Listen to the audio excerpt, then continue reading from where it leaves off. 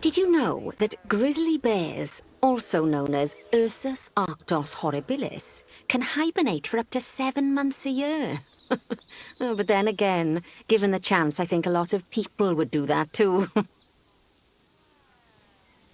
Select one of the bears and you'll bring up its information panel.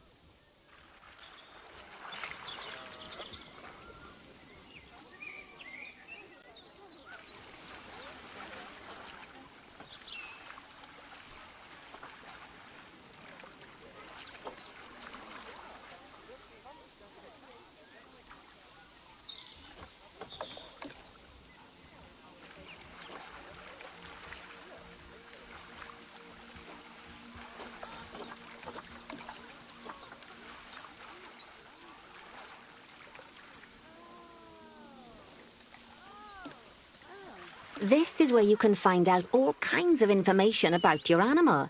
The most important thing being its overall welfare. You'll learn more about animal welfare today as we go through your objectives. But for now, let's enjoy this magnificent animal. Why don't you select the camera at the bottom of its information panel?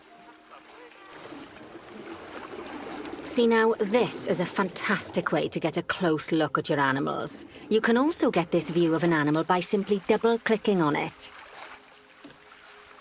Okay, when you're ready, let's pop over to the other side of the zoo and take a look at the lions. I've marked their location for you to find.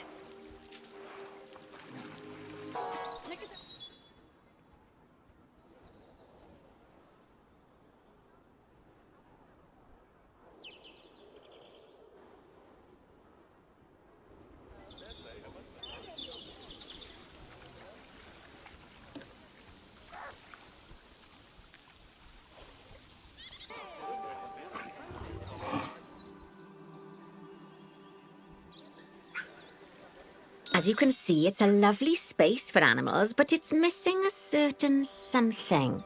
Well, two somethings. Warthogs. So I'd like you to adopt a pair of them. To adopt animals, we need to open the animal market, which is in the animal trading section.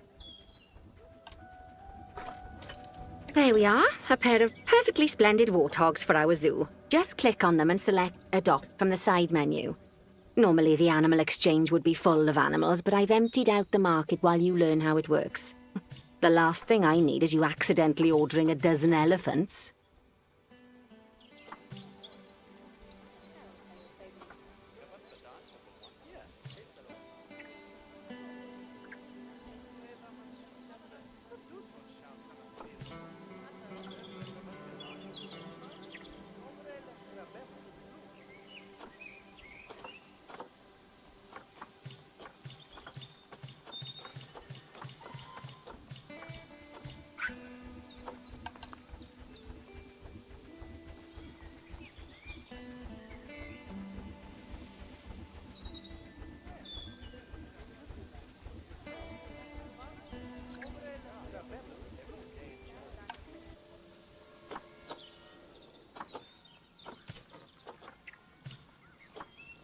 When you adopt an animal, it's automatically placed in the trade centre, where they're held until you're ready to move them into their habitat, which, as it happens, you are.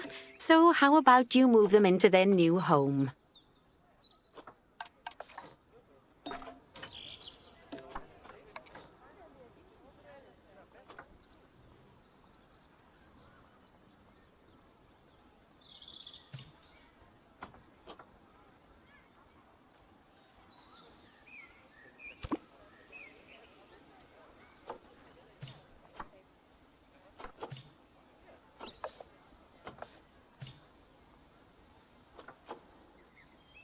When you ask for an animal to be moved into a habitat, your caretakers will go to the trade centre, collect your animal and deliver them to your selected habitat.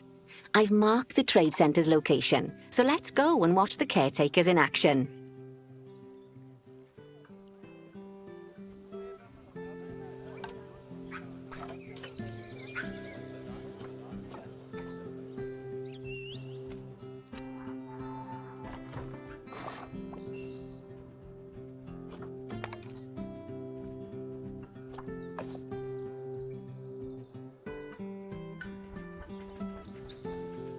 Well, as you can see, those caretakers don't hang about. They'll move those animals to their destination as fast as possible. Of course, normally we'd have to place the animals into quarantine before moving them into a habitat, but I am assured by a person of good standing that these warthogs are in the very rudest of health. Right, let's get the warthog's habitat finished up so we can keep them nice and happy. You see, each animal in the zoo has an overall welfare statistic, basically how happy they are, and that overall welfare statistic is itself comprised of 4 different areas: nutrition, social health, habitat, and enrichment. Luckily, if you select an animal, you'll bring up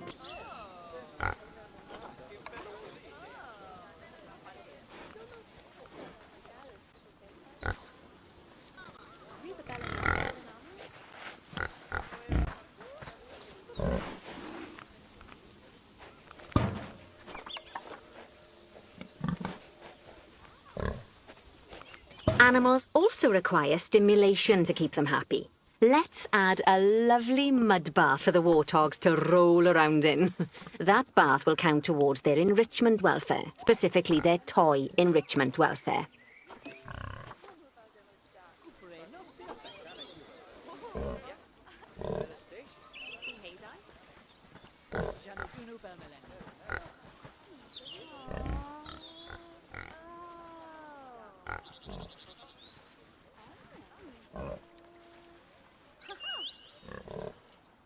Oh, nice work. You've got a knack for this, I see. Now, our contractor had to leave in a hurry, so this place is in a fair old state. Unfinished thingamajigs and whatsits all over the shop. But the first thing we need to finish is the ostrich habitat. It's over near the hippos.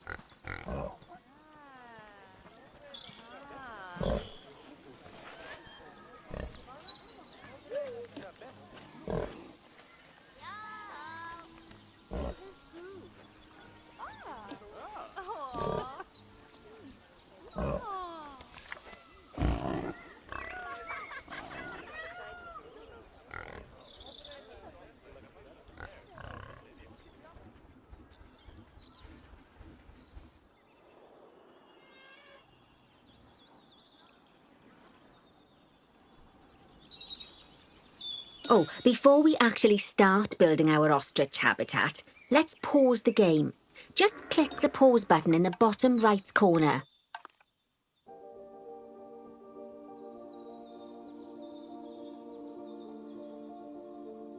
Right, let's complete the perimeter barrier so we can adopt us some ostriches. I've marked out an area for you to use, so I'd like you to finish off the perimeter using the brick barrier.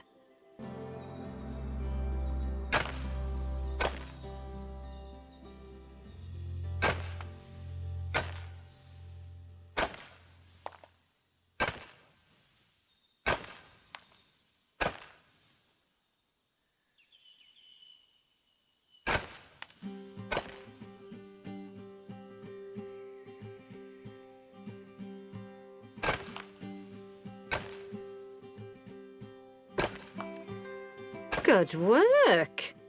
Remember, before you can place animals in any habitat, it has to have a full loop of connected barrier. Now, you've probably noticed that guests can't actually see into this habitat at the moment. At least not without a stepladder. But seeing as they're banned, I'd like you to select a piece of barrier and swap out the brick for a glass barrier, so the guests can see in.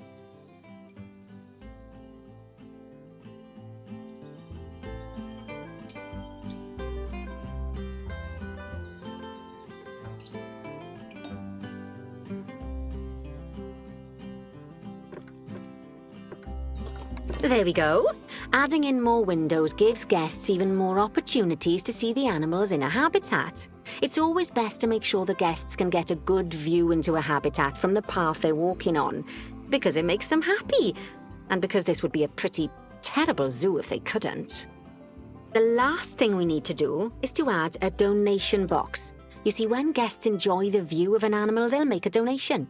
Just make sure you put them in easy-to-reach places like near a viewing point. Donation boxes are one of the main sources of income for the zoo, so make sure you remember them.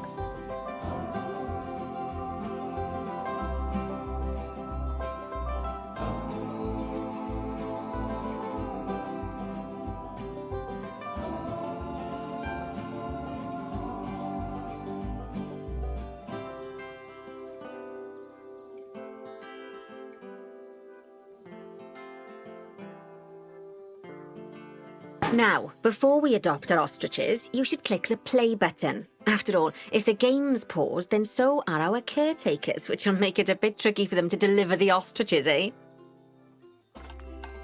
By the way, as well as pausing the game, you can speed the game up by clicking on the fast forward button. It'll run everything at 2 times and 5 times faster. It can be useful, especially if you're waiting for money to accumulate or for animals to be delivered to your habitat. Personally, I use it when I'm waiting for a brew to finish. All right, you've finished the habitat, so it's high time we adopted those ostriches, don't you think? Let's get 4 of them in here.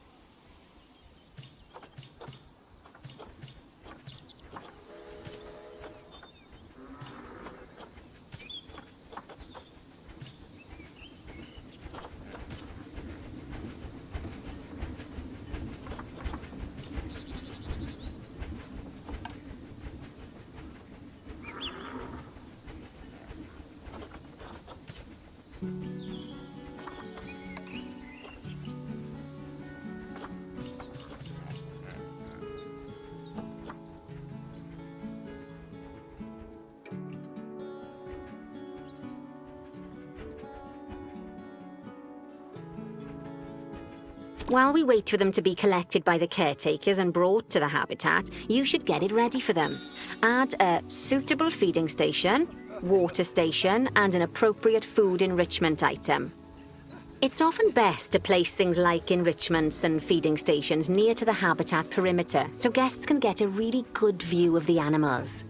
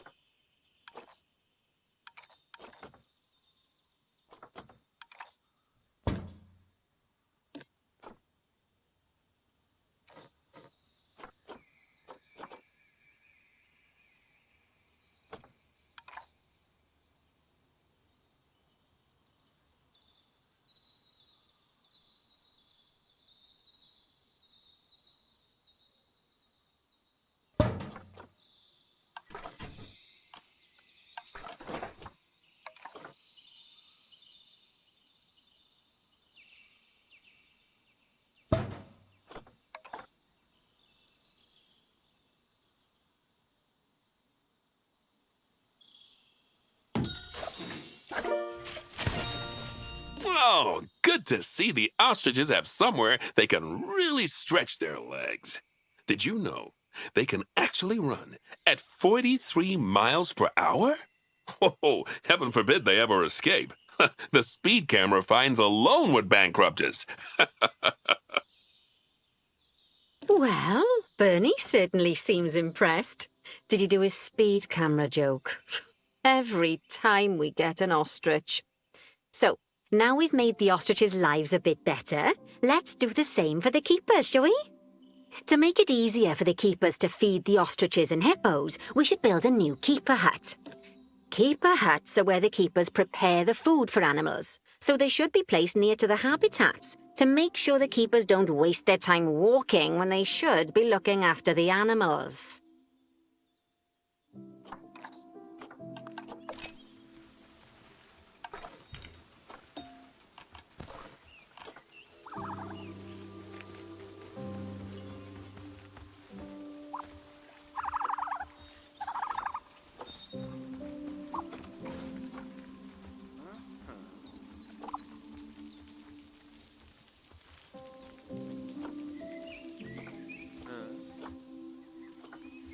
You'll need to rotate the keeper hut to get it to connect up to the path.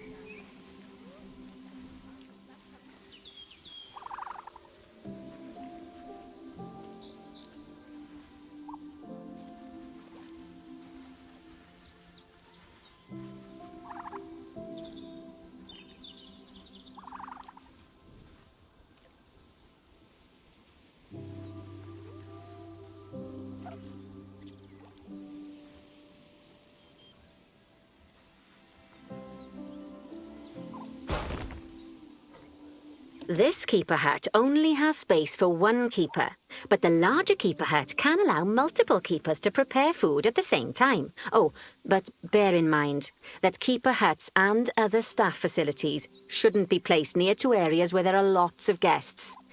Guests don't like seeing facility buildings, and it can affect their happiness. Negatively. In case that wasn't clear. Something that all facilities, shops, and a whole host of other objects need is power. And that obviously includes your newly built keeper hut. So let's place a transformer next to it, shall we?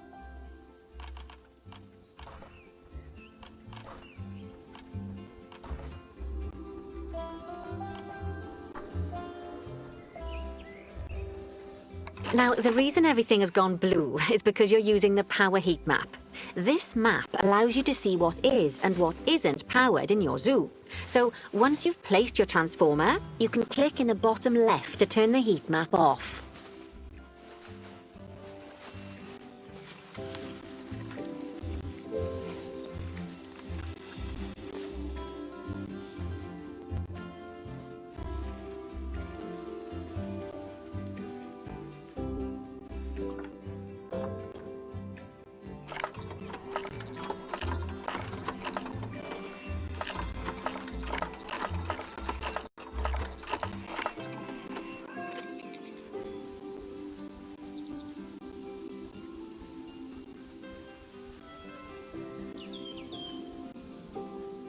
Lovely work.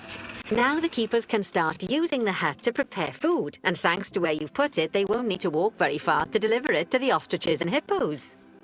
Let's get on to your next objective then. Bengal tigers. We want to adopt some, but I'm afraid there's nothing ready for them yet. Head on over to the plot of land I've marked out. It's not too far away.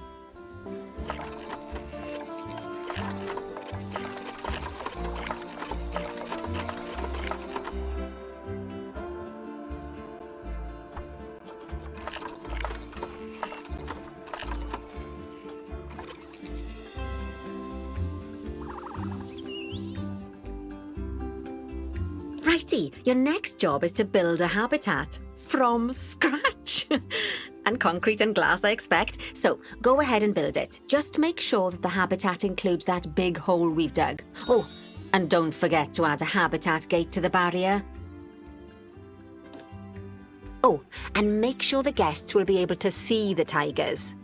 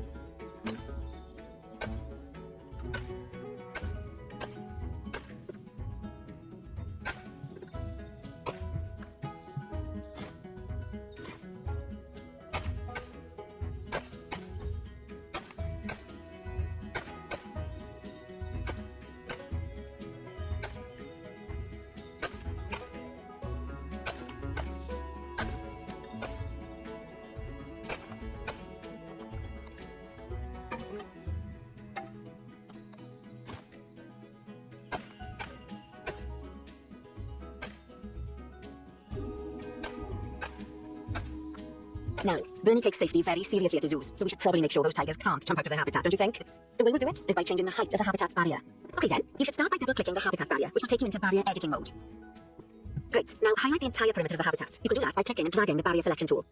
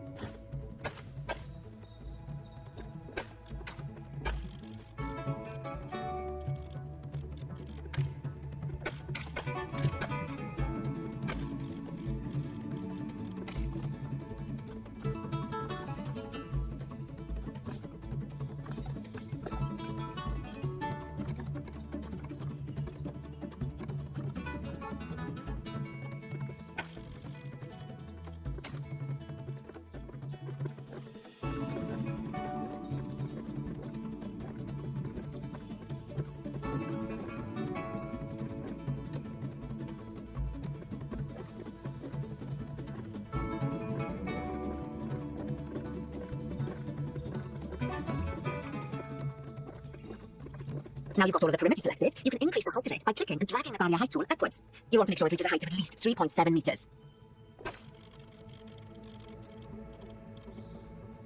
Now that the habitat is in place, don't forget to put down a donation box near to your viewing areas. We need every dollar we can get, especially as these tigers aren't exactly eating instant noodles for lunch. Okay, that's the habitat boundary complete, the habitat gate's in place, and most importantly, the tigers won't be able to jump out of it anymore. I think it's time we adopted those tigers.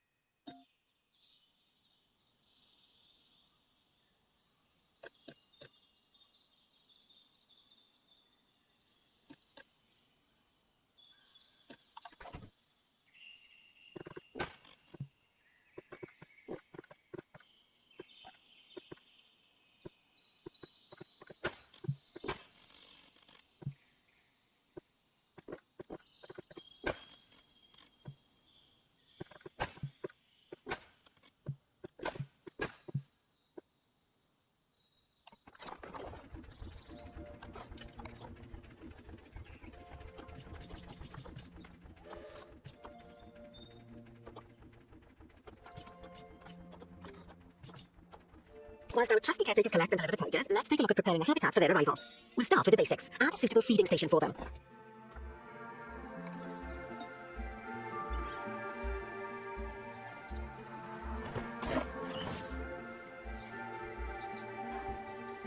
This time, instead of adding a water bowl, let's try something different. Some animals need a pool in their habitat so they can go for a swim, but they can also use it to drink from. All you have to do is make sure the banks of the pool have a gentle slope so they can easily get a nice, refreshing drink. There's already a pool excavated, but you still need to fill it with water. You should do that by going into terrain and selecting the water tool.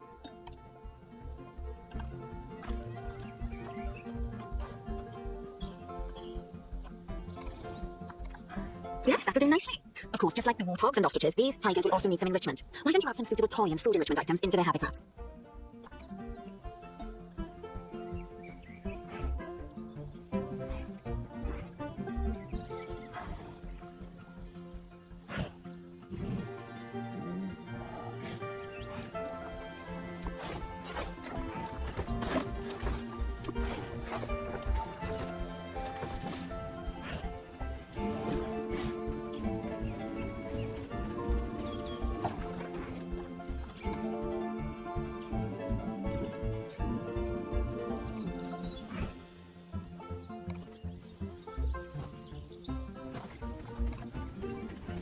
Okay, it's really starting to take shape. Now, the tigers will need a shelter in their habitat so they can hide from the guests, or more likely the bad weather. Although given that we're in England, you might want to think of that just as normal weather. Go on, add a shelter to their habitat. You can either build one from various suitable bits and bobs, or if you like, just pop down the blueprint that I've already built for you.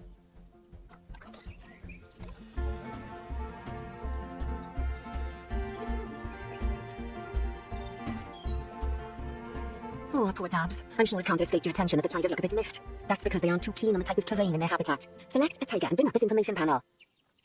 Rightio, click on the terrain tab. That way you can do the terrain information and see how they feel about the different types of terrain. That'll tell you what the tigers need more or less of in this habitat. Okay then, open the terrain editing tool, select painting, and give them some more soil. Yes, that should help with the habitat part of their welfare.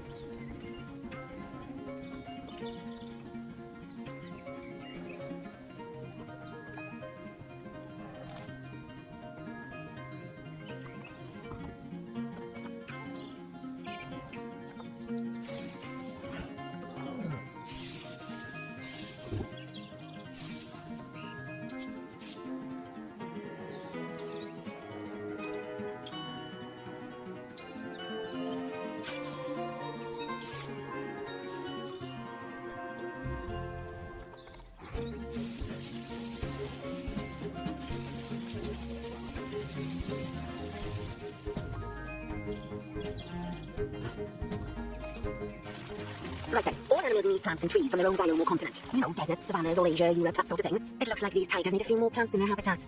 To get a perfect fit, use plants from the rainforest and temperate biomes that are native to Asia. Although if you have to, you can get away with using just one or the other. The tigers will also want a certain amount of their habitat to be covered by those plants. To find out which plants to use and how many, select a tiger and go to the Environment tab. Now, as you can see, some of the plants currently in the habitat aren't quite right for the tiger, like the wattle bushes. You can remove them if you want. You can find all of the plants you need in the nature section, and you can use the filters to only show the types of plants you want to see. In this case, that's plants from the rainforest or temperate biomes. Now, as you can see, some of the plants currently in the habitat aren't quite right for the tiger, like the wattle bushes. You can remove them if you want. You can find all of the plants you need in the nature section, and you can use the filters to only show the types of plants you want to see. In this case, that's plants from the rainforest or temperate biomes.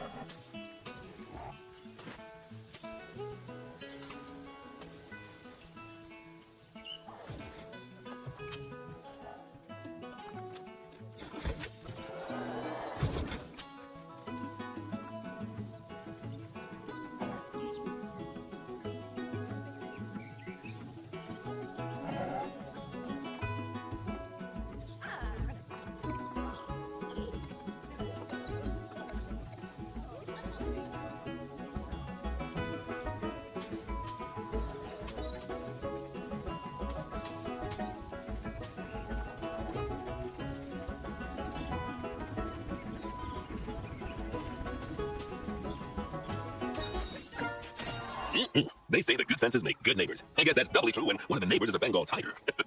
Still, those tigers look so happy that I doubt they'd leave, even if you did poke a hole in their fence. Oh, but for heaven's sake, don't test that theory.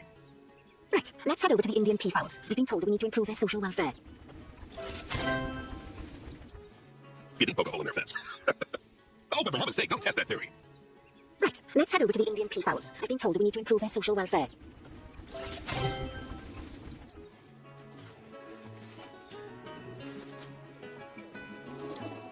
Now then, just find one of the peafowls and select them to open their information panel. Then we can have a good gander at how they're doing. Although technically, I suppose gandering would just be for geese. Expand their social welfare, and we can get a bit more detail.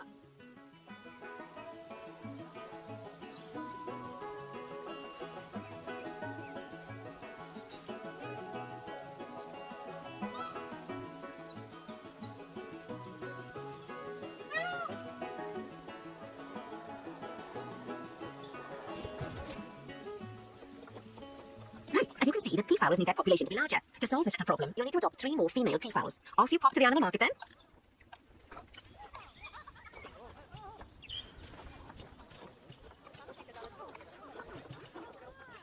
Good work on those peafowls. I expect they'll be delivered soon.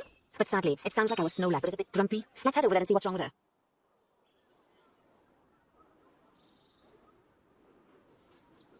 Just like people, animals can suffer from stress if things aren't quite right. You know, like when you see someone putting the milk before the tea bag. In the case of these snow leopards, they're a bit stressed by their lack of privacy. You can lower their stress levels by swapping out the normal glass barrier by their cave for one-way glass. It's not a cheap option, but I think they're worth the expense, don't you? This will give the snow leopards somewhere to go when they want to get away from the prying eyes of the guests.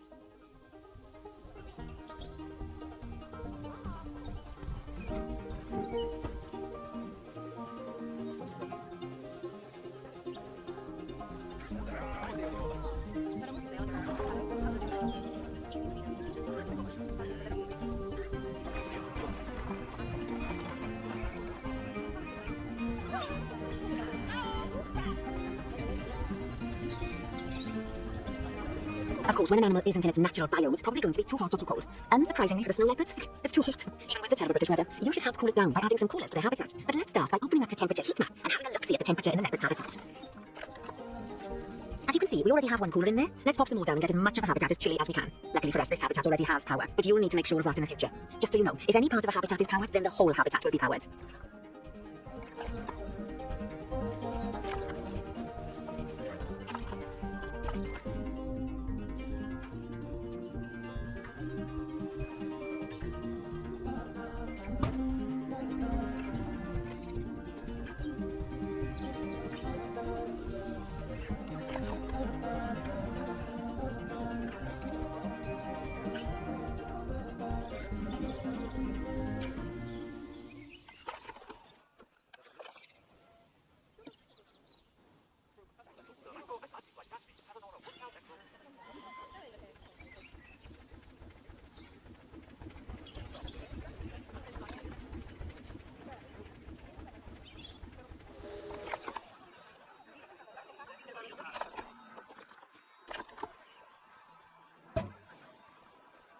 You can find heat maps for all sorts of helpful things, so do be sure to explore them and make good use of them.